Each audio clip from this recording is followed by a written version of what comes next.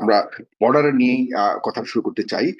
আমাদের বাংলা ভারত সীমান্ত নিয়ে একটু দয়া করে যদি বলেন জনাব কর্নেল হাসিনুর রহমান, আমাদের সাথে ভারতের এই মুহূর্তে আহ কি পরিস্থিতির কারণে এটিকে আপনি মূল্যায়ন করবেন যে আহ, এমন এমন ঘটলো যে এত মানুষকে বাংলাদেশে পুষিন করবার চেষ্টা করা হচ্ছে?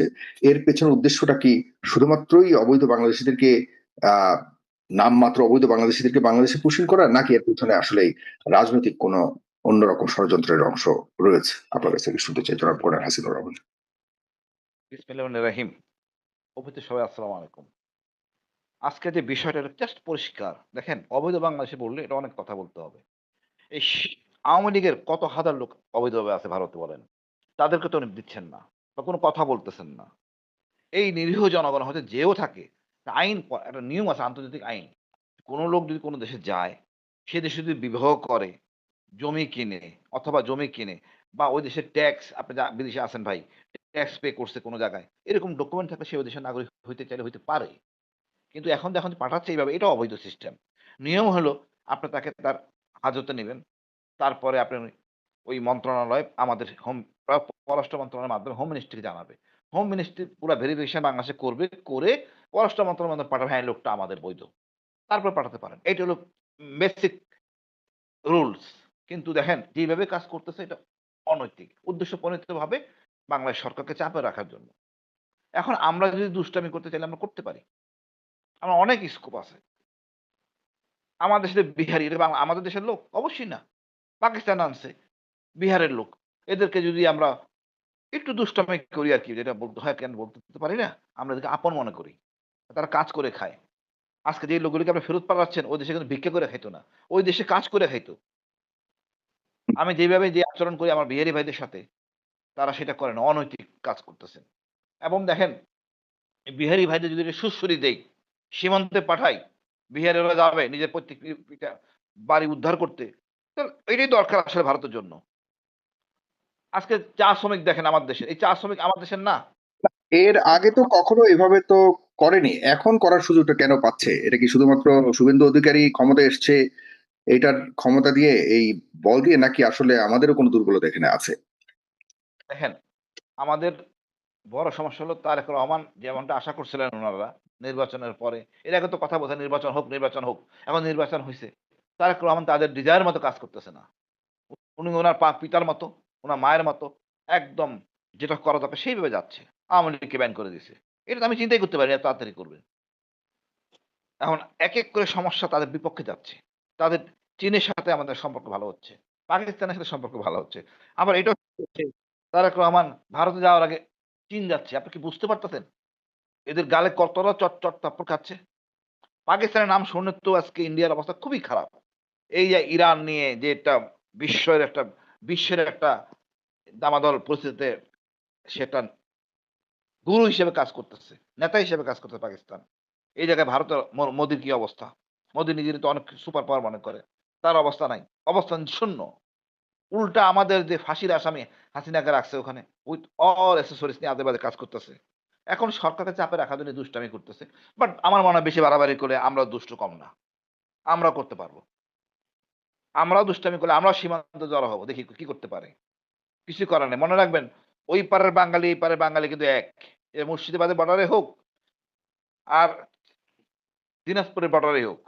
আপন আত্মীয় কিন্তু ৫০ বছর আগে ১০০ বছর আগে দেখবেন যে আপন আত্মীয়। মাঝখানে বিএসএফ টা হলো বহিরাগত। তোর দুষ্টামি করলে আমাদের দুষ্টামি করতে হবে। আমরা তার চেয়ে কম না। সীমান্তে দেখেন এখন বিজেপি অ্যাক্টিভ। বাট তারা যে কাজটা করতেছে দুঃখজনক। আমাদেরকে জোর করে রোহিঙ্গাগুলি চাপাইয়া দিল ইন্ডিয়া। এখন সে কি করতেছে? আসলে ওই কুকুরের সাথে মুগুর দরকার। ভদ্র আচরণ চলে না। যত বড় শক্তি হোক কিছু করার নাই। এখন তার আচরণের জন্য আজকে আমরা বাধ্য হইছি পাকিস্তানের কাছে যাইতে, চীনের কাছে যাইতে। এটা ভারতের আচরণের জন্য। দীর্ঘ ১৫ বছর সে কোন কথা বলেন নাই। অবৈধ নির্বাচনকে বৈধতা দিয়ে গেছেন। গুম-খুন সবই সে জানত। সব তার মেকানিজম। জঙ্গি নাটক সব তার মেকানিজম। এখন সাধু সাজতেছেন। বাট আমার মনে হয় সময় আছে। বিশ্ব দেখছে কি করছে হাসিনা। হাসিনাকে আমরা মাফ দেওয়ার মানে নির্বাচন করার অবকাশই নাই। বিচার হইতে হবে তারপরে কথা। আমাদেরকে একটু সীমান্তে একটু মাতাব্বরি দেখাইতেছে আমাদের বর্তমানে যারা বিডিআর সৈনিক আছেন, বিডিআর নামটা পরিবর্তন করা হয়েছে। লজ্জাও তার লাগে না যে তার অবস্থান কোথায়? সে তার নিজ দেশের মণিপুর সামলাতে পারতেছে না ভাই। মণিপুরের অবস্থা তো আমরা জানি না। কিছু জানি, কিছু জানি না। নিজ দেশের মণিপুর সামলাতে পারতেছে না। আমাদের সাথে দুষ্টামি করতেছে। অসুবিধা নাই। সে করবে, এই তার বেড়া কাটা কিন্তু কোনো ডিফিকাল্ট জব না। যদি সত্যিকারই আমরা দুষ্টামি করতে চাই যেটা বললাম, আমাদের অনেক স্কোপ আছে। অনেক কতটা পাগল হইলে বলে সীমান্তে নদীতে কুমির ছেড়ে দিবে, সাপ ছেড়ে দিবে বলেন? ও কি কোনো সিস্টেম আছে কুমিরের যে এটা ভারত, এটা বাংলাদেশের লোক? কতটা মানে মাথা মোটা। মানে গোমূত্র খাইলে যে মাথায় কিছু থাকে না? আগে মনে করতাম ভারতীয়রা সবজি খায়, বুদ্ধি ভালো। বাট এই ইস্যুটা যে গোমূত্র আর এই সরি কুমির ছেড়ে দিবে আর সাপ, বিষাক্ত সাপ সীমান্তে। যাতে এদেশ এপারের লোক ওপারে যাইতে পারে না। সীমান্ত সে যা খুশি করুক আমার আপত্তি নাই, আমাদের জন্য প্লাস পয়েন্ট। ফেনসিডিল মাদক প্রায় ২০০ মতো ফ্যাক্টরি আছে সীমান্তে। শুধু ফেনসিডিল বানায় আমাদের দেশের জন্য। এটা বন্ধ হবে। এবং সে সে কিন্তু ওইটা চিন্তা করে না। সে পশ্চিমবঙ্গের লোকরা ক্ষেপে গেছে দেখেন গরু নিয়া। তার হিন্দুরাই ক্ষেপছে। আমাদের ক্ষেপার দরকার পড়ে নাই। গরু জবাই করলাম না। আসলে গরু নিয়ে সেন্টিমেন্টের ব্যাপার। গরু জবাই করতে হবে এরকম বড় কথা না। নবী কি জবাই করতেন? সুতরাং গরুটা এটা আমাদের ব্রিটিশ শিখাই গেছে। দেওবন্দ হুজুররা ওইখানে পাদ্রীরা ছিল ব্রিটিশরা। ওরাই ১ম সিলেবাস বানায় দেওবন্দের। ওখানে ওরা আমাদের মাথায় ঢুকাই দিয়েছে গরু জবাই করতে হবে। ডিভাইড অ্যান্ড রুল করার জন্য। সুতরাং হুম। আমাদের সবাই বুদ্ধি বিবেচনা করেই কাজ করতে হবে। সেটাই আমি আশা করি।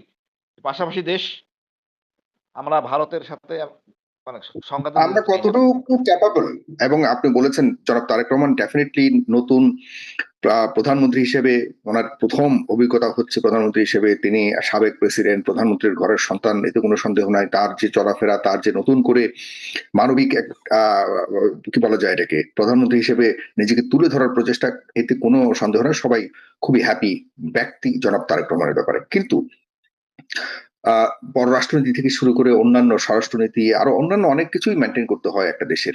সবকিছুকেই কি তারেক রহমানের এই ব্যক্তিগত প্রচেষ্টা দিয়েই কি মেনটেন করার সুযোগ রয়েছে, নাকি তিনি আসলে সঠিক মানুষগুলোকে, বিশেষ করে পররাষ্ট্রনীতির ব্যাপারে যাদেরকে রাখা হয়েছে তাদের প্রতি আপনার কেমন আস্থা আছে? এই যে পররাষ্ট্রমন্ত্রী, পররাষ্ট্র প্রতিমন্ত্রীরা, তারা কতটুকু capable to deal with specially India, China, United States? আমি ব্যক্তিগতভাবে বলব ভাই, অন্য ২ জন জানি না। বাট খলিল সাহেবকে আমি দেখছি। তার ম্যাচুরিটি আমার মনে হয় সে ঠিক আছে। বাকিগুলিকে সন্তুষ্টি মানে খুশি করার জন্য রাখা হয়েছে বলে আমি মনে করি। না চটাইয়া শ্যামা আহমেদকে রাখা হইছে। আর হুমায়ূন ভাই তো মনে হয় যেহেতু সাথে ছিলেন, বিশ্বাসের দিক থেকে রাখা হয়েছে মনে হয়। বাট এক দেশে ৩ জন পররাষ্ট্রমন্ত্রী থাকে। ৩ জন একই জায়গায় থাকে এত গুরুত্বপূর্ণ পদে। দরকার আছে কিনা আমি জানি না। এতে একেকজনের দর্শন ৩ জনই এক ঐক্যমতে পৌঁছতে পারবে না। যাক এই ব্যাপার তো অনেক বড় ব্যাপার। আমি মনে করি কি উনি আরো ভালো, ভালো লোক নিয়ে আসুক। দরকার হলে বিদেশ থেকে লোক আনুক।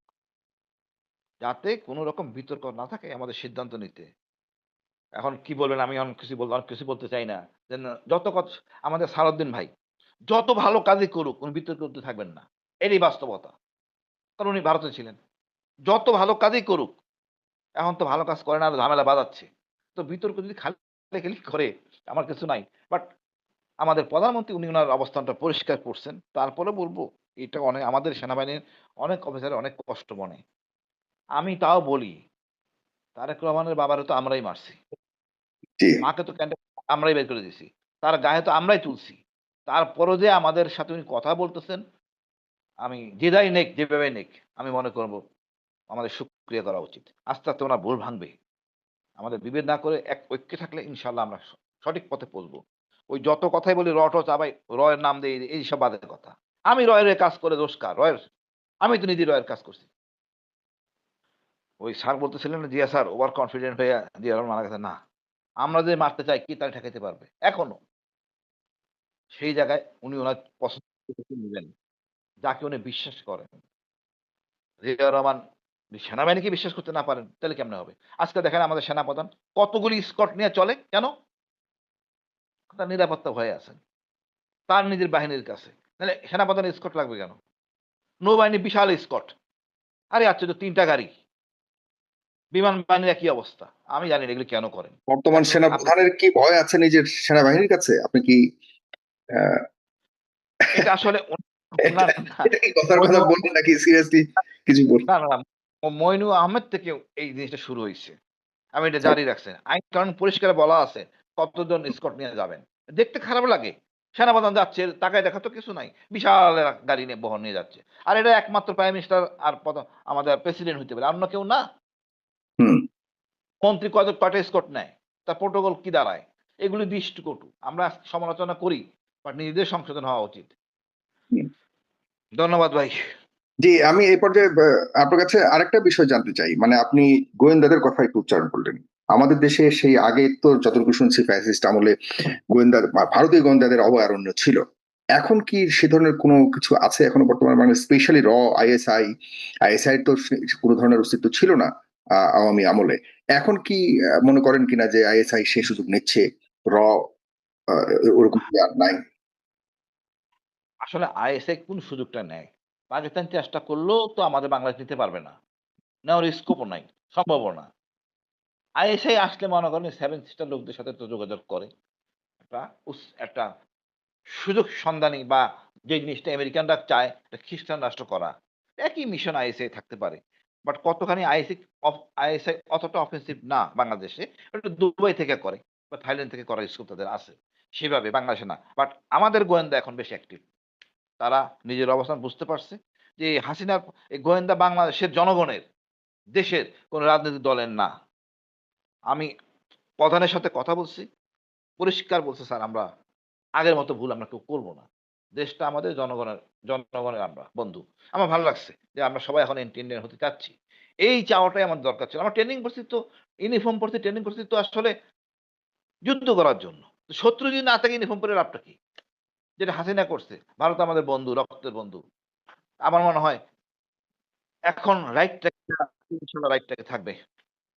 এবং আমাদের নিরাপত্তা উপদেষ্টা আমি মনে করি বেশি বা এই লাইনে অন্তত সঠিক পথ আছে।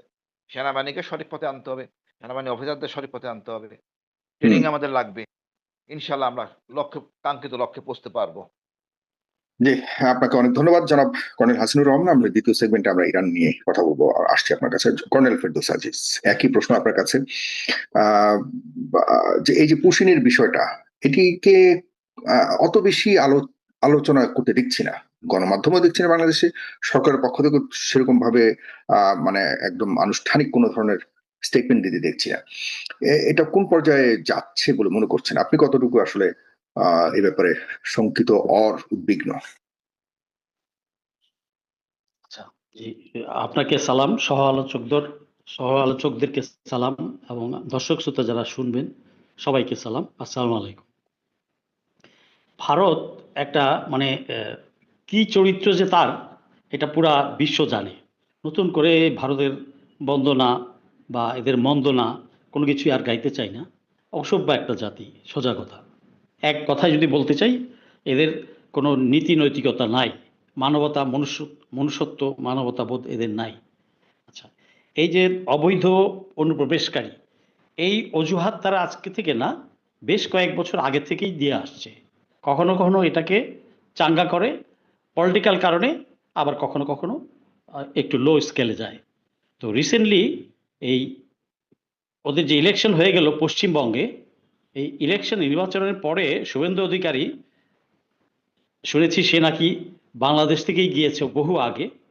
তো এই দুষ্ট লোকের কর্মকাণ্ডে নতুন করে আবার তারা এটা প্লট সাজিয়েছে যে তারা পুশিন করবে, এবং তারা যে পুশিন করবে বলে, এই যে লোকগুলা আমাদের দেশ থেকে নাকি লোক গিয়েছে ভারতে। আরে ভাই, ওই দেশে কি এমন মধু আছে যে দেশের কৃষক আত্মহত্যা করে, যে দেশের 70% লোকের টয়লেট নাই, যে দেশের ইনকাম আমাদের দেশের চেয়ে কম মানুষের, তো সেই দেশে কেন যাবে? আমার দেশের লোক যায়, এটা 100% মিথ্যা কথা, মিথ্যা কথা। আমার দেশের লোক মিডল ইস্টে যায়, আমার দেশের লোক আহ, ইউরোপে যায়, আমেরিকাতে যায়, অন্য অন্য জায়গায় যায়।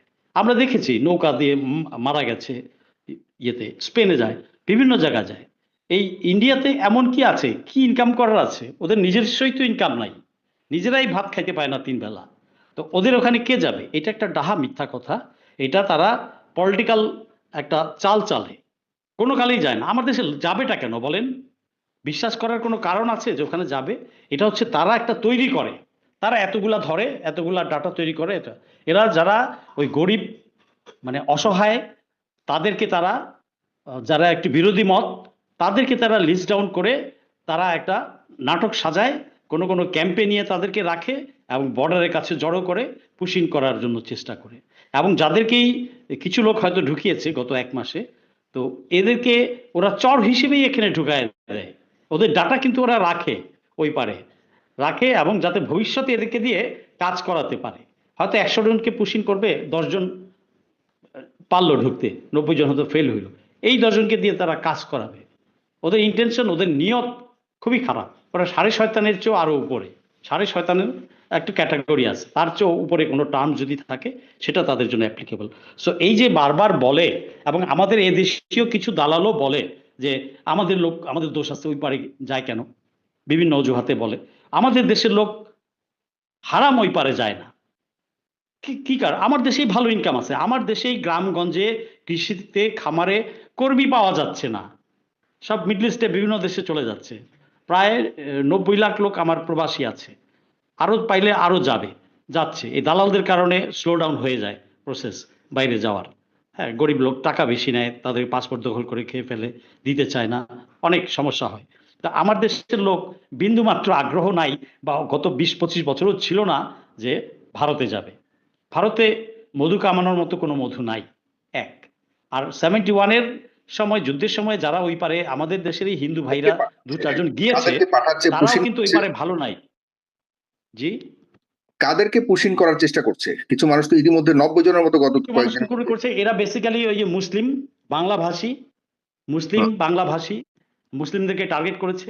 তারা তো ওই পারে মুসলিমদের নিয়ে কি করেছে, আমাদের এই পারে যদি কিছু নাও ঘটে, ওরা নাটক সাজায়া ওইটাকে ভিডিও কইরা পুরা বিশ্বের কাছে দেখায় আমরা নাকি মাইনরিটির উপর অত্যাচার করছি। 100% ভুয়া। ইন্টারিম গভর্নমেন্টের সময় তারা একটানা কয়েক মাস করেছে, পশ্চিমবঙ্গের মিডিয়া, অন্যান্য অঞ্চলের মিডিয়াগুলা, ভারতীয় মিডিয়াগুলা, কিন্তু পরবর্তীতে দেখা গেছে ইন্টারন্যাশনাল কমিউনিটিটা বুঝতে পেরেছে 100% ফেক এবং false information. So it is proved. International community ওটা খায়নি, ওটা আমলে নেয়নি। তো তারা চেষ্টা করে যাচ্ছে একটার পর একটা নাটক তৈরি করে আমাদেরকে স্টেবল হতে না দিতে, দিতে। তো এটা কেউ যদি চিন্তা করে, এইটুক যদি চিন্তা করে যে ওখানে কি কামানোর আছে, এখানেই তো বেশি কামায়। একটা কৃষক, আমি জাস্ট বলি, আমি কিছুদিন আগে রাজশাহীতে গিয়েছিলাম। একটা কৃষক শ্রমিককে 700 থেকে 800 টাকা দিতে হয়, 2 বেলা সকালে নাস্তা এবং দুপুরে খাবার দিতে হয়, তারপরেও লোক পাচ্ছে না। তো ওই পারে জন্য যাবে, এই পারেই তো প্রচুর ইনকাম তার। সে যদি একটানা 1 মাস কাজ করতে পারে, গ্রামেই 25,000 টাকা কামাচ্ছে, তাহলে কেন যাবে? সে ঢাকা শহরে এসে রিক্সা চালাইলেও তার 30,000 টাকা মাসে কামাচ্ছে, সে কেন যাবে ওই পারে ওই 4,000-5,000 রুপি কামাইতে? সো টোটালি এটা মিথ্যা একটা গল্প। ঢাকা শহরে ভিক্ষা করে তো অনেকে বিল্ডিং, বিশাল বিশাল বিল্ডিং বিল্ডিং ভিক্ষা করে বিল্ডিং সেখানে। ভিক্ষা আমাদের করে। হিজড়ারা যারা চাঁদা তুলে, তারাও তো বাড়িতে ভালো অবস্থা আছে। সো এই যে একটা মিথ্যা গল্প, এই ডাফার ক্লাস 1 ছাড়া বাংলাদেশের কোনো ব্যক্তি যদি বিশ্বাস করে, আমি বলবো he is a duffer class 1। এটা কোনো যুক্তি নাই, কোনো কারণ নাই। এটা 100% ফলস এলিগেশন। তবে এই ব্যাপারে আমাদের পররাষ্ট্র মন্ত্রণালয় থেকে স্ট্রং প্রতিবাদ জানানো উচিত, এটা করতে হবে।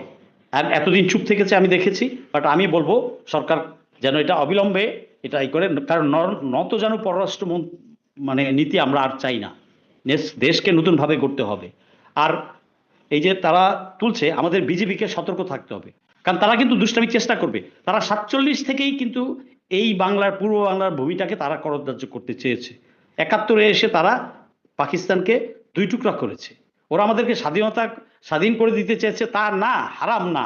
যে বলে এই কথা যে ভারত আমাদের উপকার করেছে, না, ভারত তার নিজের স্বার্থে পাকিস্তানকে 2 টুকরা করেছে। এবং সে কত আজকের মার্কেট প্রাইসে যদি মূল্যায়ন করা হয়, তাহলে কত বিলিয়ন ডলারের জিনিসপত্র 71-এ এই পার থেকে লুটপাট করে নিয়ে গেছে, ইন্ডাস্ট্রি, কলকারখানা বিভিন্ন খুলে অনেক কিছু করে। তো এইগুলা তো বুঝতে হবে। যারা পড়াশোনা জানে তাদেরকে, তারা হয়তো বুঝে, বাকি পলিটিক্যাল হুলিগানস গুলা বুঝে না, শুনে তার পিছনে শুধু স্লোগান দিতে জানে আর দৌড়াইতে জানে, এর বেশি কিছু তাদের সেই জ্ঞান নাই। তা আমি কাউকে আন্ডারমাইন করছি না, আমি জাস্ট বলতে চাচ্ছি যে আমাদের ইতিহাস জানা উচিত। 71-এর পরে এই দেশ 71 থেকে এই পর্যন্ত 56 বছর তো তারা তো করদ রাজ্য বানিয়ে রেখেছিল, শুধু পারেনি প্রেসিডেন্ট জিয়ার সময়। আর বাকি সব সময় তো তাদের বাইরে গিয়ে আমরা কোনো পলিসি নির্ধারণ করতে পারি নাই। তারা রাষ্ট্রের বিভিন্ন জায়গা, বিভিন্ন রাষ্ট্রযন্ত্রে রয়ের দালাল বসিয়ে রেখেছিল, এবং হাসিনার সময়ে সরাসরি ওই পারের লোকই এই পারে বিভিন্ন আমাদের রাষ্ট্রীয় প্রতিষ্ঠানগুলোতে চাকরি দিয়ে রেখেছে। হাসিনা ভারতের প্রেসক্রিপশন এই কাজটা করেছে, এবং আমরা দেখেছি যে প্লেন দিয়ে পালাচ্ছে, এবং 5ই আগস্টের পরে অনেক রয়্যাল এজেন্ট চলে গেছে। এই যে আমাদের দেশে যতগুলো 5 স্টার 3 স্টার টু 5 স্টার যে হোটেলগুলো আছে, এগুলাতে কাজ করছে, বিভিন্ন ইন্ডাস্ট্রিতে কাজ করছে, বিভিন্ন ব্যবসা প্রতিষ্ঠানে কাজ করছে, এগুলো সব প্রত্যেকটা এক একটা রয়্যাল এজেন্ট। আমি একদম আপনাকে 99% কনফার্মেশন দিয়ে বলছি, আমাদের অভিজাত এলাকাগুলোতে যারা আছে এদের সব রয়্যাল এজেন্ট এবং কাজ করছে। আমার দেশে যদি 25 থেকে 26 লাখ লোক বৈধ অবৈধ মিলিয়ে আছে, শুধু যে ইন্টারিম গভর্নমেন্টের সময় 2-1 উপদেষ্টা বলেছে তা নয়, এটা আমরা অনেকেই জানি, যারা দেশ নিয়ে চিন্তা করে তারা অনেকেই জানে। এবং রাস্তাঘাটে তো দেখতে পাই আমরা লোকগুলার চেহারা, সুরত, হাতের শাখা বালা, এগুলা দেখে আমরা আইডেন্টিফাই করতে পারি, বুঝতে পারি যে এই লোকগুলো আগে ছিল না, 10 বছর আগেও এরা ছিল না। তো কোথা থেকে আসলো? এরা বাসা ভাড়া নিছে, ভোটার আইডি কার্ড পর্যন্ত বানিয়ে নিয়েছে, পাসপোর্ট পর্যন্ত বানিয়ে নিয়েছে, ফ্ল্যাট পর্যন্ত কিনেছে তারা। তো এই ধরনের অনেক উদাহরণ আছে, এগুলো এত সময়ের ব্যাপারে এত কিছু বলাও যায় হোক বা না না, হোক, বলতে কিন্তু গেলে সময় লাগে। অফিসিয়ালি তো 4th or 5th source of income হলো বাংলাদেশ ফর ইন্ডিয়া। এটা না, তো একদম এটা থার্ড লার্জেস্ট রাইট, ওকে। রেমিটেন্স, থার্ড লার্জেস্ট রেমিটেন্স কামায় বাংলাদেশ থেকে। অথচ দেখেন আমার ফরেন তো কারা প্রবাসী যারা কামাচ্ছে? আছে এটা তো আমাদের, অফিসিয়ালি ডিক্লারেশন, কারা কামাচ্ছে? এটা এই কারা কামাচ্ছে? এই যে ভারতীয় অবৈধ লোকগুলা কাজ করছে, এরা আবার এরা ট্যাক্সও দেয় না, এরা ট্যাক্সও দেয় না। আচ্ছা, এটা হচ্ছে বৈধ ব্যাপার। অবৈধ যেগুলো আছে সেটার হিসাব তো আলাদা। আচ্ছা, তারপরে বিজনেসে যে অনেক কারচুপি করে সেটার হিসাব আলাদা। আমার প্রবাসী ভাইরা দেশে 10 থেকে 11 বিলিয়ন ডলার রেমিটেন্স পাঠায়, আর তারা ওই 12-13 বিলিয়ন ডলার এই পার থেকে নিয়ে যায়। আমার রক্ত খরচ করে, রক্ত মানে চুষে নিয়ে যাচ্ছে সে। তো এই বাংলা এদেরকে একমাত্র যদি আমরা ভারতের সাথে সকল ধরনের ট্রানজাকশন বন্ধ রাখতে পারি, ব্যবসা বাণিজ্য, ট্যুরিস্ট, মেডিকেল ট্রিটমেন্ট, সবকিছু যদি আমরা বন্ধ রাখতে পারি, বাংলাদেশ রাতারাতি দাঁড়াবে, বাংলাদেশের লোকজন ভালো থাকবে, আমার বেকাররা চাকরি পাবে। ওদের দেশে একটা ম্যানেজারকে, এখানে জেনারেল ম্যানেজারকে একটা চাকরি দেয় হয়তো 7 লাখ টাকা বেতন দেয়, আমারই গার্মেন্টসের মালিক, বাট কোনো যোগ্যতা নাই, তার চেয়ে ভালো যোগ্যতা সম্পন্ন লোকটাকে দিচ্ছে 1 লাখ টাকা বেতন।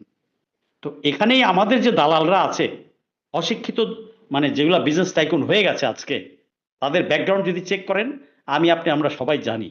তো এরা এই কাজটা করছে, ওদের সাথে দহরম করছে এবং অবৈধভাবে কামাচ্ছে, ভারতীয় প্রেসক্রিপশনে চলেছে, হাসিনাকে খুশি করে চলেছে। গত 16 বছরে এই দেশের থেকে তারা অনেক কিছু নিয়ে গেছে।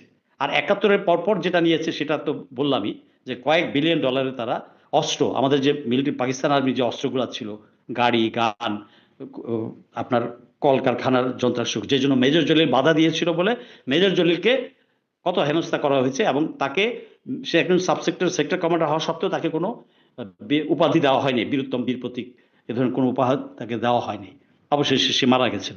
তো এই এত ইতিহাস, মানে এত বছরের, 56 বছরের ইতিহাস বলতে গেলে অনেক সময় লাগবে। আমরা সবাই জানি যে এই দেশে গত 17 বছর কি হয়েছে হাসিনার প্রেসক্রিপশনে। এখন এই 24-এর জুলাই যোদ্ধা আমাদের দুধের সন্তানরা জেগে উঠেছে এবং এই ফ্যাসিস্টকে হারিয়েছে। ভারতের মাথা খারাপ হয়ে গেছে এই জায়গাটাতেই, তাদের একটা কলোনি অঙ্গরাজ্য তারা হারাইলো। কারণ ভারতে আমাদের সে 20 কোটি লোক, ওরা 60 কোটি লোকের বাজার হারালো। কেন 60 কোটি লোকের? আমরা একজন ওদের দেশের 3 জনের পরিমাণ কনজিউম করি, স্পেন্ড করি। ওরা তো খুব হিসাব করে চলে, আমি কিপটা শব্দটা উচ্চারণ করতে চাই না, হিসাব করে চলে। তো আমরা একটা সাধারণ পরিবারে যে পরিমাণ সাংসারিক খরচ, আতিথেয়তা, বাইরে খরচ, খাওয়া দাওয়া যা করি, হ্যাঁ, সেটা ওরা 3 জনেও করে না। সো অ্যাজ সাচ 60 কোটি লোকের বাজার হারানোর পরে তাদের মাথা খারাপ হয়ে গেছে।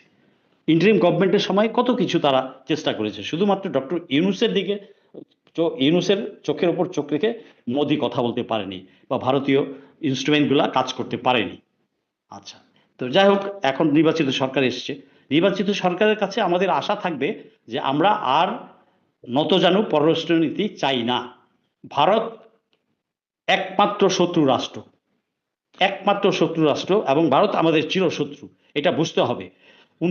47 দেশ ভাগ হয়ে যাওয়ার পরেই তারা তখন বন্দনা করতো, হো কাঁদে না কাঁদে না, বাংলা মা ভাগ হয়েছে কি হয়েছে, আবার আমরা এক হব। সেই থেকে তারা বাংলাদেশের পিছনে লেগে আছে। আজকের না ঘটনা, 62 থেকে 60 আর্লি 60 থেকে এই দেশে দালাল তৈরি করেছে বামরা, এবং ওই যে মুজিব বাহিনী বা যেগুলা ছিল আরো কিছু, এগুলো সবার নাম বলতে চাই না, তাদের অবদানও আছে, আবার আকাম কুকামও করেছে। যেই জন্য মুজিব তো, বঙ্গবন্ধু শেখ মুজিবুর রহমান তো স্বাধীনতা চাননি, স্বাধীনতা চাননি। কিছু দালালরা এই পারে উত্তেজিত করেছে।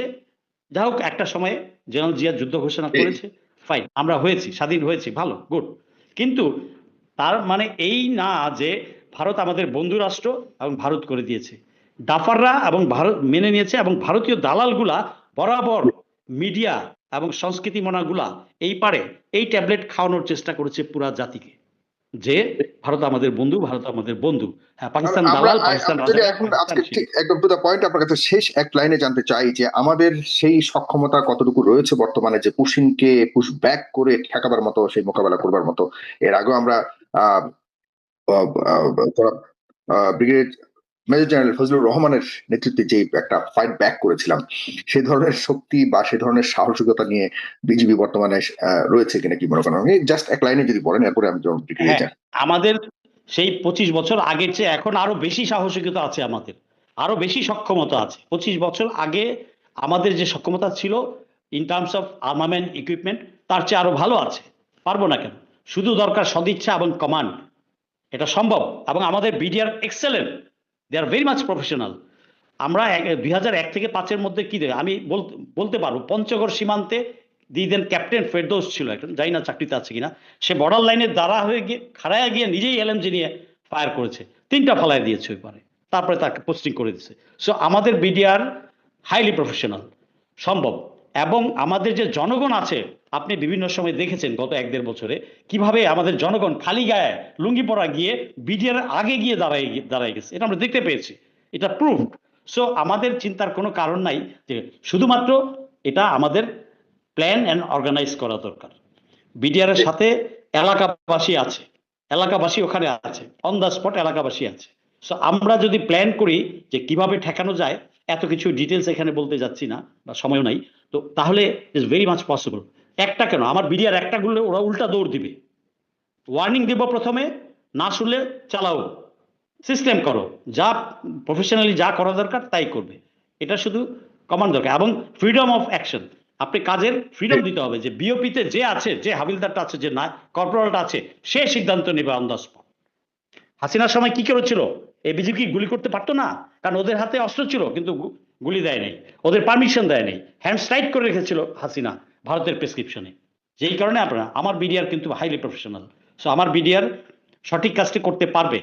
এবং ভারত যদি এই কাজ করতে চায়, তাহলে ভারত তার নিজের পায়ে নিজে কুড়াল মারবে, এটুকুই বলতে পারি। ভারত যা খেলছে ইদানিং এই গরু ইস্যু নিয়ে, তার নিজের পায়ে নিজে কুড়াল মারছে। আস্তে আস্তে আমার হিন্দু ভাইরা, ওই পারে হিন্দু ভাইরাই জেগে উঠছে, তাদের অর্থনীতিতে কি পরিমাণ ক্ষতিগ্রস্ত করছে তারা নিজেদেরকে নিজে অশান্ত করে তুলছে। সরকার যদি ওই পারে নিজের রাষ্ট্রকে নিজে অশান্ত করে তুলে, তার কি লাভ? সরকারের লাভ হবে না ওই দেশটার ক্ষতি হবে? আমরা তো চাই ভারতীয় ভাই বোনরা ভালো থাকুক, ওদেরকে আমরা খোঁচাইতে যাই না তো। তো আমরা চাই ওরা ভালো থাকুক, আমরাও ভালো থাকবো, তোমরা তোমাদের মতো ভালো থাকো, আমরা আমাদের। গায়ে পড়ে তো আমরা যুদ্ধ করতে যাইনি কারোর সাথে, কিন্তু ভারত যদি দুষ্টামি করতে আসে, আমরা কখনোই ছেড়ে দেবো না। আর ওই হাম্বিতাম্বি করতেছে, আয় না বেটা, এত সাহস থাকে, আয় আয়, তুই দেখ 24 ঘন্টা আমরা ওই পারের জেলা নিয়ে নিব, ওই পারের জেলাগুলো আমরা নিয়ে নিব, বর্ডারিং এরিয়ার যত জেলা আছে। আমরা আমি 47 পূর্ব, আমি 47 পূর্ব, 47 পূর্ব, হ্যাঁ, যদি আসে এই কাজ করে, আমি 47 পূর্ব ম্যাপটা ফেরত চাই। 47-এর পূর্বে এই বাংলা যে ম্যাপ ছিল, সেটা আমি ফেরত চাই। ধন্যবাদ আপনাকে।